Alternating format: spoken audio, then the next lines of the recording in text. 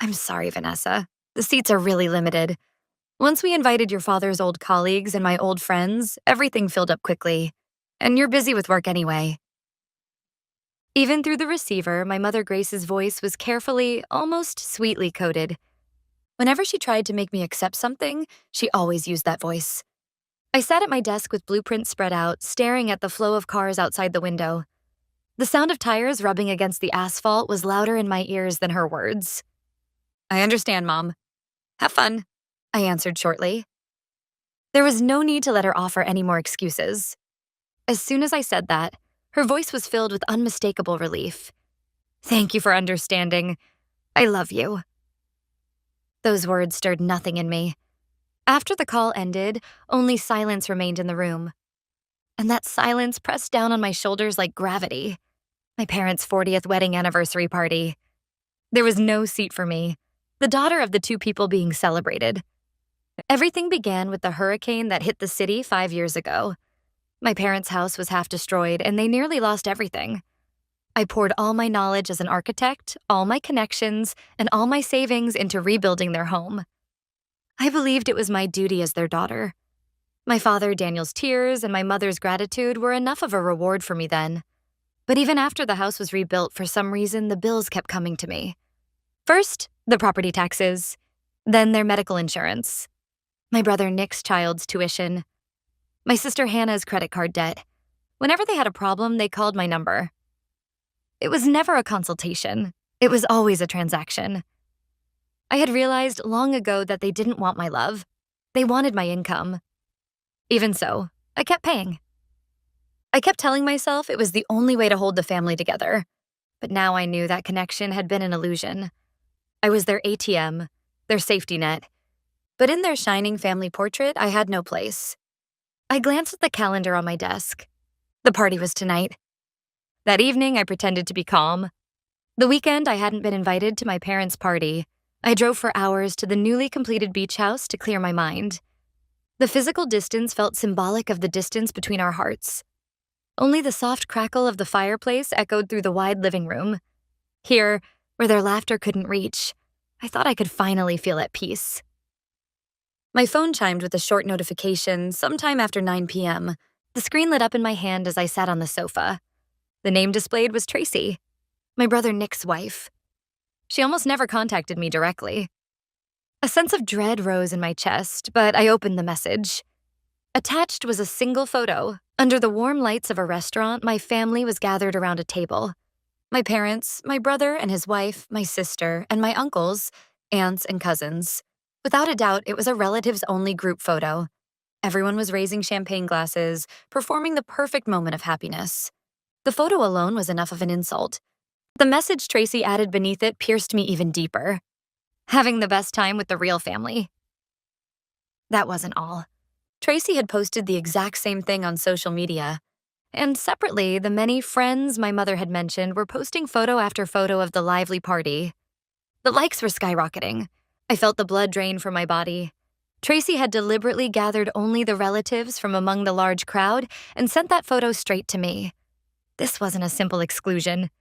It was a meticulously orchestrated, ritualistic expulsion. Why did she hate me this much? I knew the reason. My success reflected the failure of my brother and his wife, the cruel mirror they couldn't bear. They lived in the house I paid property taxes on. They drove the car whose insurance I covered. Those facts gnawed at Tracy's pride little by little, so she painted my devotion as arrogance and my independence as betrayal of the family. Vanessa is married to her work. She lives in a different world from us. Her words were more than mere disdain. It was calculated poison, designed to isolate me from the family and distract them from their own misery. My mother Grace's gentle lies were powerless in the face of Tracy's cruel truth. I set my phone down on the sofa. My fingertips had gone ice cold. For years, I had been walking on thin ice, but now that ice had shattered completely beneath me. There was no place left to return to.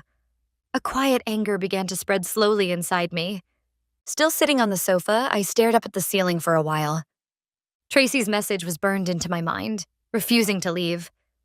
Beyond anger, there was an eerie calm in my chest. A calm that felt almost like resignation.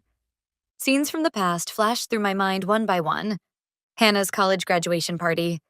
My sister, not even the main guest of honor, wearing the most expensive dress of anyone there and handing out champagne to her friends. I had silently paid for all of it. Then there was the time my brother Nick wanted a luxury car just to satisfy Tracy's vanity. "Vanessa, you're successful, aren't you?" he said, as if it were natural that I should provide the down payment. And I remembered the day my mother, in the house I had rebuilt after the hurricane, said with no shame at all, "We need a more elegant kitchen if we're going to host the neighbors for dinner parties. The kitchen is the face of the house. We can't invite anyone with it looking like this."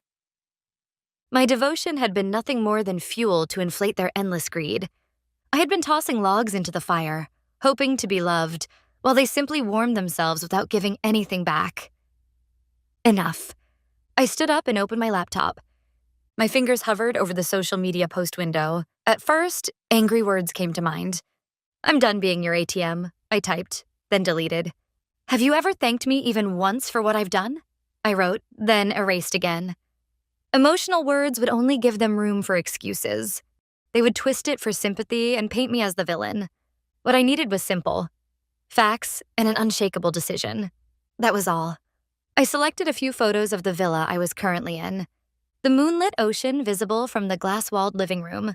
The still surface of the infinity pool. This villa was the product of my blood and sweat. A place I had built, protected, and nurtured, my very soul. A place they knew nothing about. Then, calmly, I chose each word with precision. To my mother and father, congratulations on your 40th anniversary. For years, I have paid your property taxes, medical insurance, and even my brother's children's tuition. Yet at your anniversary party, there was no seat for me. Your family. Therefore, I will spend this holiday in the place I built with my own hands. As of today, I will no longer cover property taxes, insurance fees, tuition, or any other financial support. The moment I pressed the post button, I felt the invisible chain that had been strangling me for years shatter instantly. I could breathe deeply. I had forgotten how good fresh air could taste. A storm would come soon. But I was no longer the powerless daughter standing in the middle of the hurricane. I was inside the fortress I had built with my own hands. My post was a bomb that destroyed their perfect night. 5 minutes. That was how long it took for Tracy's triumphant family photo to disappear from the internet.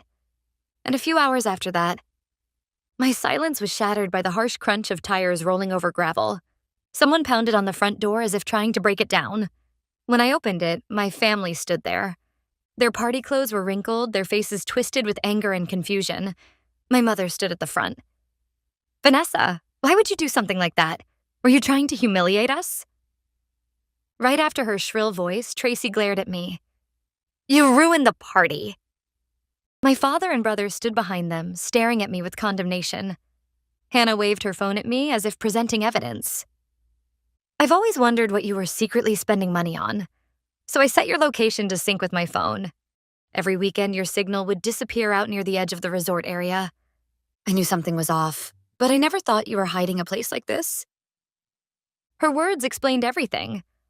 I hadn't realized they were tracking me, but I had chosen this spot intentionally, slightly away from the main resort area, because the unstable signal gave me peace and privacy. That choice had ended up protecting my secret. But as they continued shouting, their eyes began to wander past me into the interior of the villa. The towering floor-to-ceiling windows, the minimalist, refined designer furniture, and beyond the glass, the illuminated infinity pool stretched out into the night. One by one, their voices fell silent. Their expressions of anger shifted, slowly, awkwardly, into disbelief, as if they were seeing something impossible. The income of the convenient Vanessa they thought they knew had materialized into a reality far beyond anything they had imagined.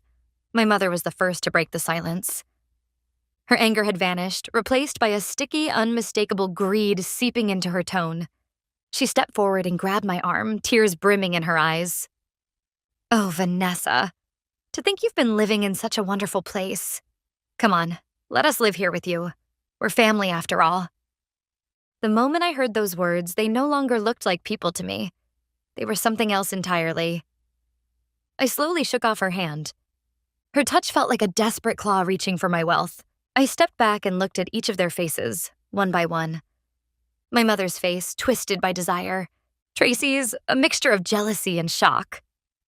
My father and Nick, bewildered and overwhelmed, unable to grasp the situation. And then, clearly and calmly, in a voice that carried straight into their ears, I said, "Family, you say?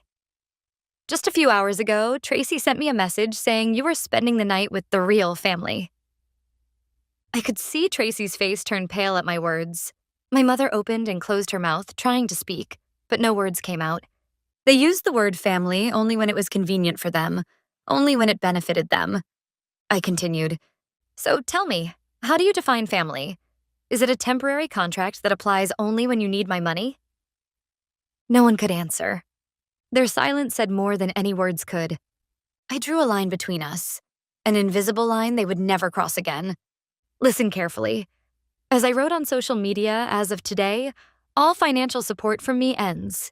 Completely. The post-hurricane repairs, the property taxes, the insurance fees, your wasteful spending for the sake of appearances, every bit of it. I placed my hand on the door. And this villa is my asset, built by me alone from what was left after covering your extravagances. You have no right to set foot on this property, not one step.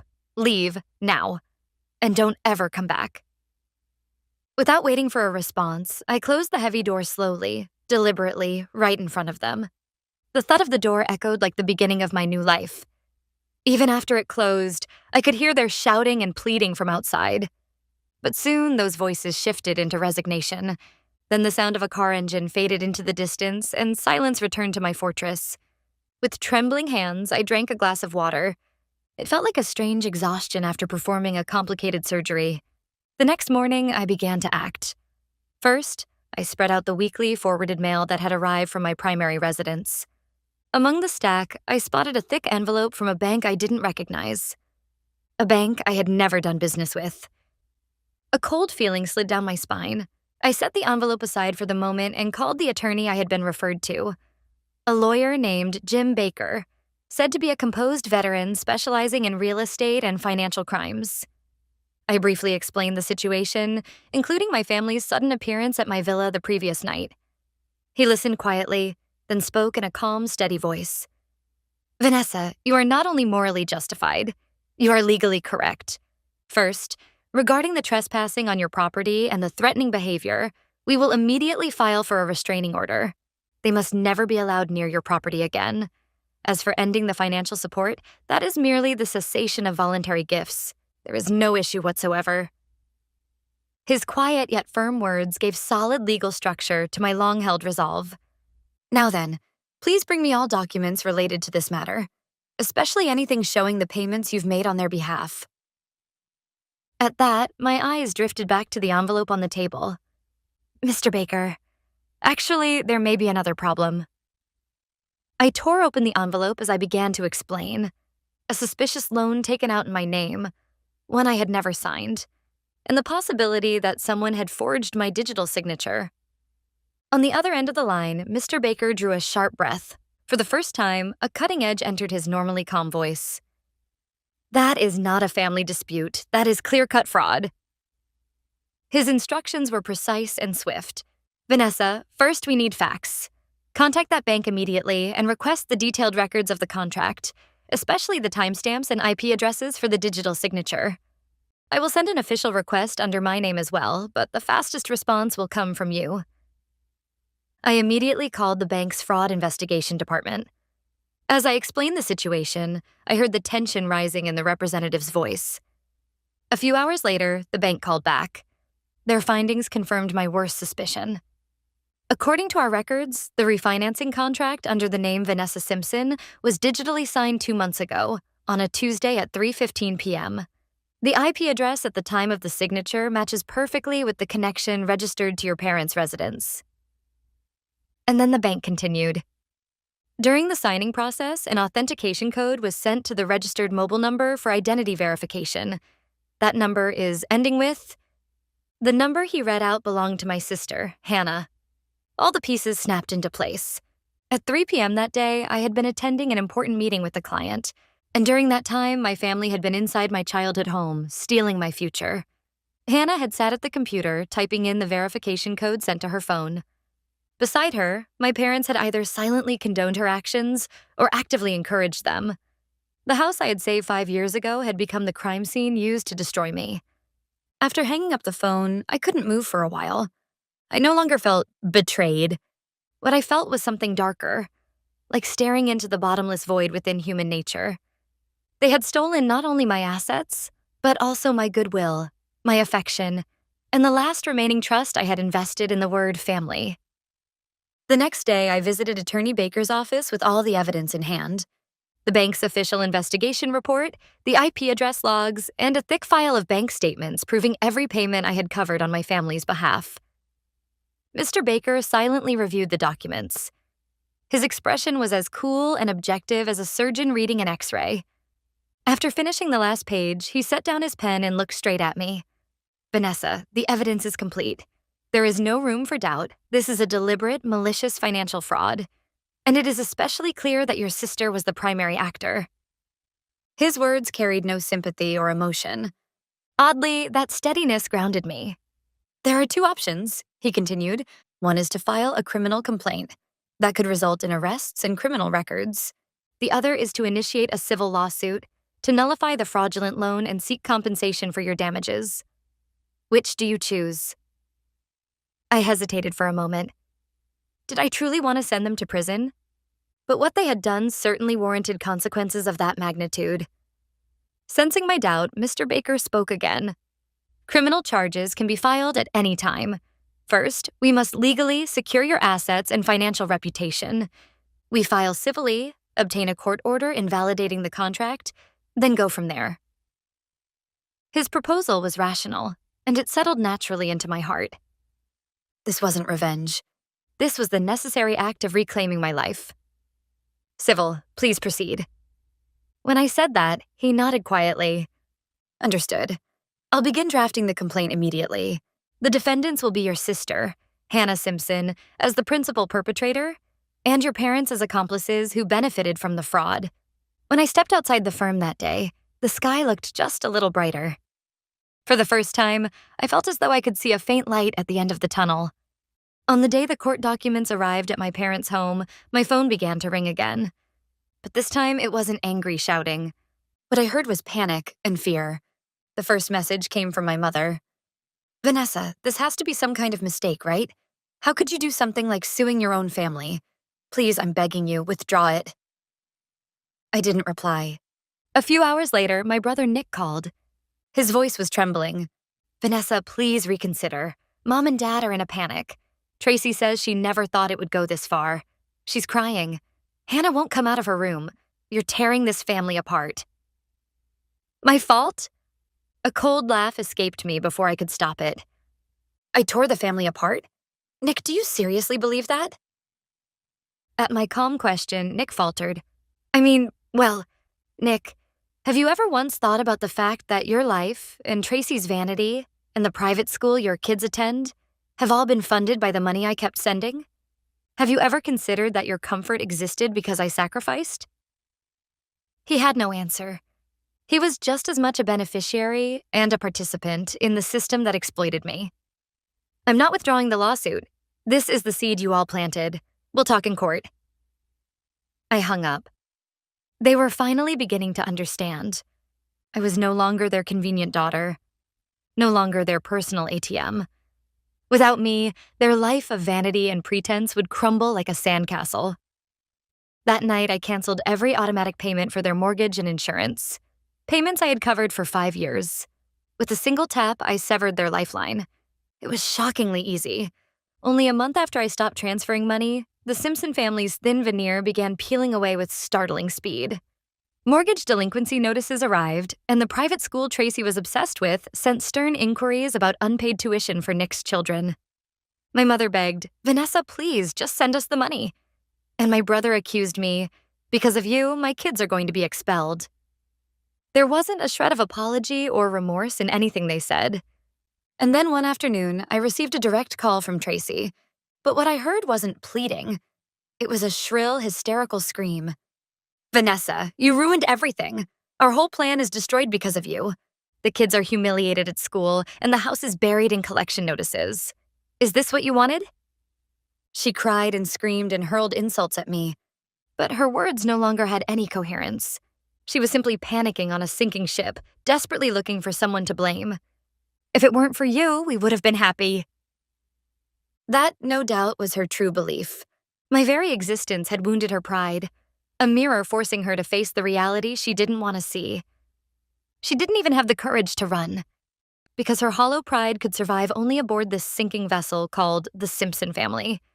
Their so-called bond had been held together only by my money. Now that the glue was gone, the object labeled family was rotting and collapsing from within. I ended the hysterical call without saying a word. What she said had no legal relevance, only the desperate rambling of someone searching for a scapegoat. I reported only the facts to Attorney Baker. His reply was brief. A sign that they're cornered. Their emotional collapse no longer concerned me. Months later, the first hearing was held. The sight of my family in court was pitiful. No expensive clothes, no flashy jewelry, they were gaunt, visibly shaken. A court-appointed attorney sat beside them, wearing a gloomy expression that suggested he already knew there was no hope of winning. In stark contrast, the table before Attorney Baker and me was stacked with the immovable evidence. The trial was one-sided. Mr. Baker presented the facts calmly, one by one. Bank records, the IP address, the phone number that received the authentication code on Hannah's device. My sister Hannah couldn't even answer the judge properly. I don't remember. I didn't mean to. She repeated those childish excuses over and over. My parents simply cowered with their heads hanging low. My father's silence no longer resembled authority, only cowardice and irresponsibility. And when Mr. Baker projected 2 images onto the courtroom monitor, the air turned to ice. One was the screenshot of the photo Tracy had posted on social media. The other was the same photo she had sent directly to my phone, accompanied by a malicious message. They publicly declared that the plaintiff was not real family, privately insulted her as well, and all the while exploited her credit to commit organized fraud. By the end of the day, the judge's decision was exactly what anyone would expect. 6 months after the ruling, the Simpson family's kingdom had collapsed beyond recognition. Hannah declared bankruptcy. My parents had their house seized and fled town, nearly in the manner of a midnight escape. And my brother and his wife? Tracy didn't abandon Nick, or rather, she couldn't. Her pride wouldn't allow her to flee in defeat. They were driven out of the upscale neighborhood and forced into a cheap apartment. Nick earned small wages doing day labor work, and Tracy, swallowing her pride, had taken a job scanning groceries at a supermarket checkout. These people who once looked down on me now struggled to feed themselves, spending their days doing nothing but arguing.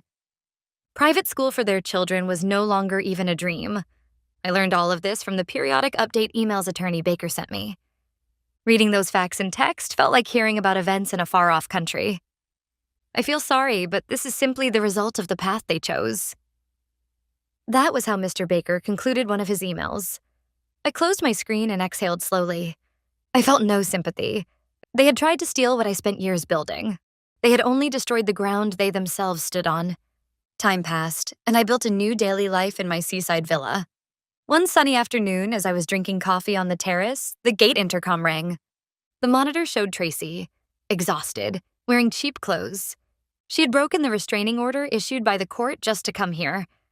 I hesitated for a moment, then pressed the call button. "What do you want, Tracy? You realize it's illegal for you to be here, don't you?" Her voice through the speaker was thin, trembling, nothing like the arrogance she once had. "Vanessa, I'm sorry, I was wrong about everything. Please, just one more chance." One more chance for what? When I asked quietly, she fell silent. Then, choking on her words, she finally said, "I just want to give the kids a decent meal. Please, help us." Her words were shaped like an apology, but even through the screen, I could see that her eyes held not remorse, but humiliation, and a hint of resentment. She had come to beg the person she hated most, not out of reflection, but because her pride had been shredded and she needed to survive. I returned her own past words to her, calmly, distinctly. "You said you were having the best time with your real family only. From now on, you should continue spending your life with that real family only." Through the monitor, I could see Tracy's face contort in despair. I said nothing more and shut off the call and the gate power. The children were innocent. If someday they are abandoned by their foolish parents and left without care, then perhaps I would extend my hand to them. But that help will never pass through you again. And besides, everything you said today was not for the children. It was for yourself, who has lost everything. I lifted my coffee cup and gazed out at the blue ocean before me. The horizon between sea and sky stretched endlessly, just like my life, an open world where no one could ever trespass across my boundaries again.